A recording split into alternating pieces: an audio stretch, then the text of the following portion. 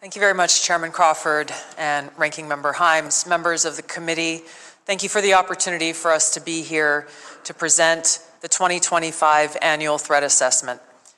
I'm joined here by my colleagues from the CIA, DIA, FBI, and NSA.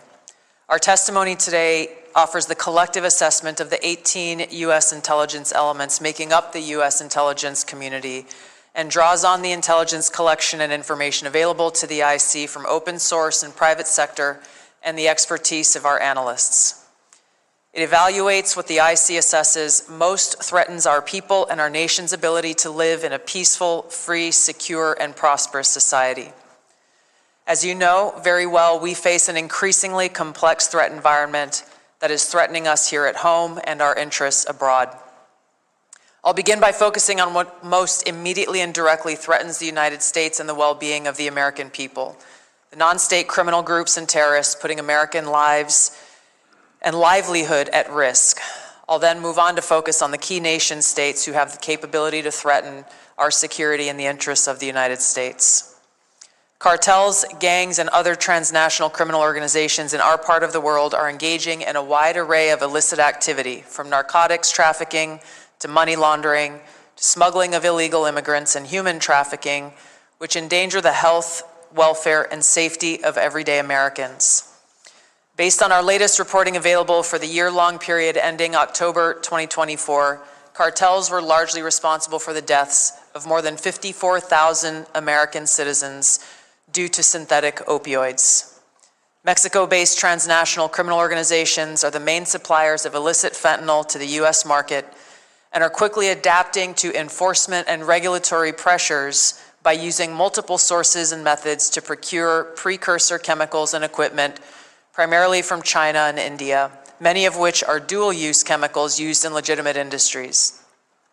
Independent fentanyl producers are also increasingly fragmenting the drug trade in Mexico. The ready availability of precursor chemicals and ease of making illicit fentanyl have enabled independent actors to increase illicit fentanyl production and smuggling operations in Mexico. Cartels are profiting from human trafficking and have likely facilitated more than 2 million illegal immigrants encountered by law enforcement at the U.S. southwest border in 2024 alone, straining our vital resources and putting the American people at risk. Criminal groups drive much of the unrest and lawlessness in the Western Hemisphere. They also engage in extortion, weapons and human smuggling, and other illicit and dangerous revenue-seeking operations, including kidnapping for ransom, forced labor, and sex trafficking. While some of these key drivers of migrants are expected to persist, heightened U.S. border security enforcement and deportations under the Trump administration are proving to serve as a deterrent for migrants seeking to illegally cross our borders. U.S. Border Patrol apprehensions along the southwest border in January 2025 dropped 85% from the same period in 2024. Transnational Islamist extremists such as ISIS and Al-Qaeda and affiliated jihadi groups continue to pursue, enable, or inspire attacks against the United States and our citizens abroad and within the homeland to advance their ultimate objective of establishing a global Islamist caliphate. This includes heightened efforts to spread their ideology to recruit and radicalize individuals in the U.S. and the West. While the New Year's Day attacker in New Orleans had no known direct contact with ISIS terrorists, he was influenced and radicalized by ISIS ideological propaganda, as one example. Al-Qaeda and its affiliates continue to call for attacks against the United States as they conduct attacks overseas. These jihadist groups have shown their ability to adapt and evolve, including using new technology and tactics to spread their ideology and recruit new followers. A range of non-state cyber criminals are also targeting our economic interests, our critical infrastructure, and advanced commercial capability for extortion, other coercive pursuits, and financial gain. These actors are using a variety of tactics, including phishing, ransomware, and denial of service attacks to disrupt our systems and steal sensitive and lucrative information, using available technologies and taking advantage of U.S. cyber vulnerabilities. Ransomware actors last year, for example, attacked the largest payment processor for U.S. healthcare institutions and another set of criminal actors conducted cyber attacks against U.S. water utilities. Some of these non-state cyber actors also operate as proxies for or emulate similar activities being carried out by major state actors. The IC sees China, Russia, Iran, and North Korea engaging in activities that could challenge U.S. capabilities and interests, especially related to our security and economy. They are in some cases working together in different areas to target U.S. interests and to protect themselves from U.S. sanctions. At this point, the IC assesses that China is our most capable strategic competitor. Under the leadership of Xi Jinping, the People's Republic of China seeks to position itself as a leading power in the world stage, economically, technologically, and militarily. Beijing is driven in part by a belief that Washington is pursuing a broad effort to contain China's rise and undermine CCP rule. China's most serious domestic challenge is probably China's slowing economy and the potential instability that could occur if socioeconomic grievances lead to large-scale unrest. Growing economic tensions with the United States and other countries could also weigh on China's plans for economic growth and domestic job creation. China's military is fielding advanced capabilities, including hypersonic weapons, stealth aircraft, advanced submarines, stronger space and cyber warfare assets, and a larger arsenal of nuclear weapons.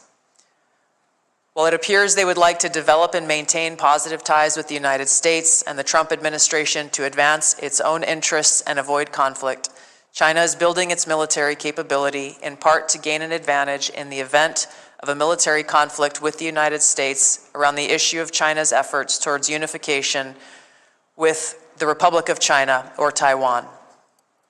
Beijing is advancing its cyber capabilities for sophisticated operations aimed at stealing sensitive U.S. government and private sector information and pre-positioning additional asymmetric attack options that may be deployed in a conflict.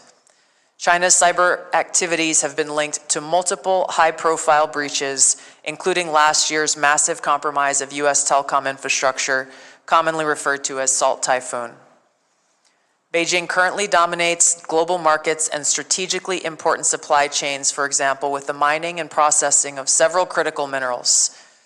In December, China imposed an export ban to the United States on gallium, germanium, and antimony, all of which are important to the production of semiconductors and our defense technologies. This was in direct response to U.S. export controls on chips designed to broadly limit PRC access to advanced chips and chip-making equipment. China also aims to compete in other critical global industries, including AI, legacy semiconductor chip production, biomanufacturing and genetic sequencing, and medical and pharmaceutical supply production. Russia's nuclear and conventional military capabilities, along with its demonstrated economic and military resilience, make it a formidable competitor. Moscow has more nuclear weapons than any other nation that could inflict catastrophic damage on the United States and the world in the event of a major war that Russian leaders feared put them and their regime at serious risk.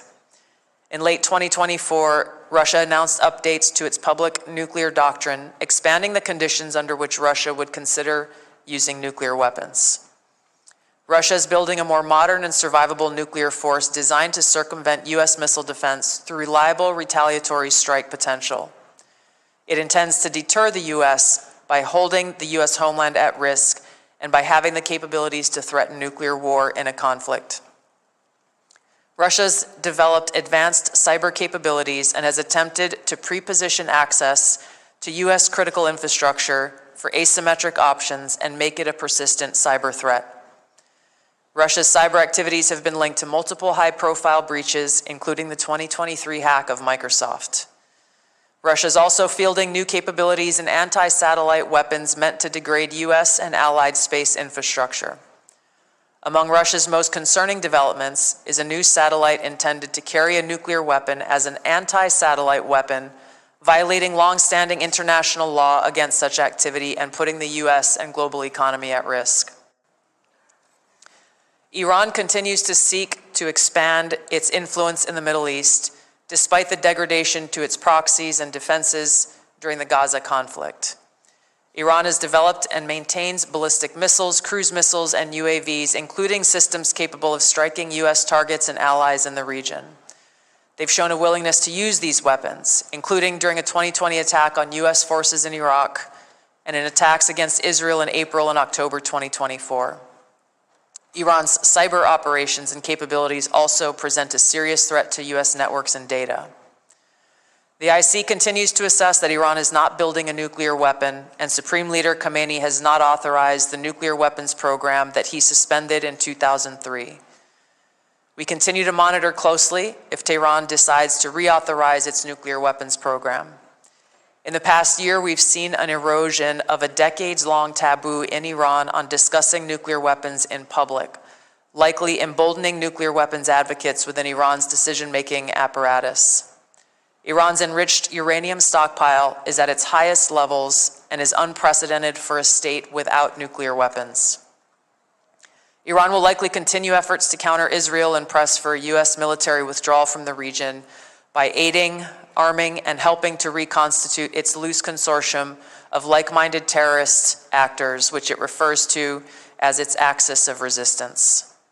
Although weakened, this collection of actors still presents a wide range of threats, including to Israel's population and U.S. forces deployed in Iraq and Syria, as well as U.S. and international military and commercial shipping and transit. North Korean leader Kim Jong-un is pursuing stronger strategic and conventional capabilities that can target U.S. forces and allies in the region, as well as the U.S. homeland, to bolster North Korea's leverage and stature, defend its regime, and achieve at least tacit recognition as a nuclear weapons power. Kim's recently cemented strategic partnership with Russia supports these goals by providing him with greater financial, military, and diplomatic support, reducing its reliance on China, and providing North Korean forces and weapons systems with warfighting experience. Kim views his strategic weapons advances, its deepening ties with Russia, and its economic durability as strengthening his negotiating position against Washington's demands for denuclearization and lessening Kim's need for sanctions relief. Since 2022, China, Russia, Iran, and North Korea have grown closer. Removing the accelerant of the war in Ukraine is unlikely to revert these bilateral relationships to a pre-war 2021 baseline, leaving room for new strategic priorities and world events to create new incentives or challenges to their expanded cooperation. Russia has been a catalyst for much of this expansion, driven heavily by the support it has needed for its war against Ukraine, including protection from U.S. and Western sanctions. In addition to exchange of military and other resource capabilities with North Korea, Russia has relied more heavily on China's financial and defense industry backing and has increased combined military exercises with China. With Iran, Russia has also expanded financial ties to mitigate sanctions.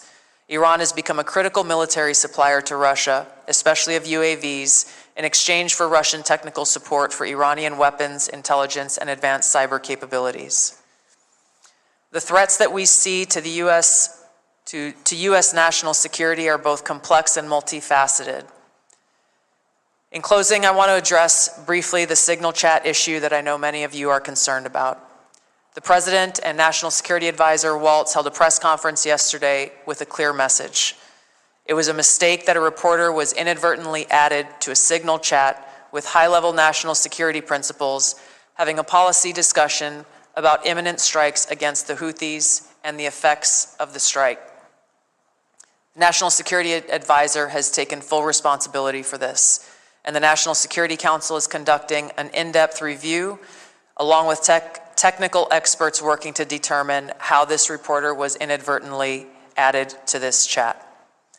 The conversation was candid and sensitive, but as the President and National Security Advisor stated, no classified information was shared. There were no sources, methods, locations, or war plans that were shared. This was a standard update to the National Security Cabinet that was provided alongside updates that were given to foreign partners in the region. The Signal Message app comes pre-installed on government devices. In December of 2024, CISA stated, quote, "We strongly urge highly targeted individuals to immediately review and apply best practices provided in the guidance to protect mobile communications, including consistent use of end-to-end encryption. And they named Signal as an app as an example of such an end-to-end encrypted messaging app. Ideally, these conversations occur in person. However, at times, fast-moving coordination of an unclassified nature is necessary where in-person conversation is not an option. I'm also aware that a lawsuit was filed yesterday on this issue. As a result of that pending litigation, I'm limited in my ability to comment further on that specific case. My Office of General Counsel will be in close contact with the Department of Justice on this matter. The most important thing to the American people and to all of us is the success of this military operation against terrorists who have been and continue to attack American service members was extremely successful, thanks to the leadership of President Trump and the actions of our brave men and women in uniform.